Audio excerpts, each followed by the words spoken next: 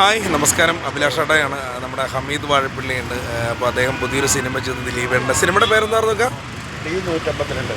Shoot കഴിഞ്ഞു അതിൻ്റെ ഏകദേശം കഴിയാറായിട്ടുണ്ട്. അതിൻ്റെ പേര് തന്നെ ആയിരിക്കുമോ അത് വേറെ എന്തെങ്കിലും പേരായിരിക്കുമോ? അത് പറയാൻ പറ്റില്ല. ഓ അത് ശരി. അപ്പോൾ നല്ലൊരു സിനിമ ആയിരിക്കും അല്ലേ? അപ്പോൾ ഇനി എന്തായാലും പിന്നെ കുറേ സിനിമകളും ഷോർട്ട് ഫിലിംസൊക്കെ ചെയ്തു അല്ലേ?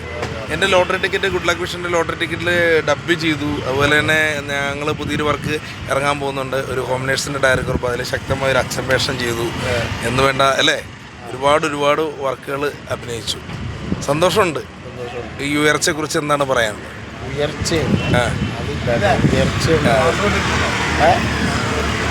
എന്തായാലും ഒരു ഓട്ടോറിക്ഷ തൊഴിലാളിയാണ് അദ്ദേഹം.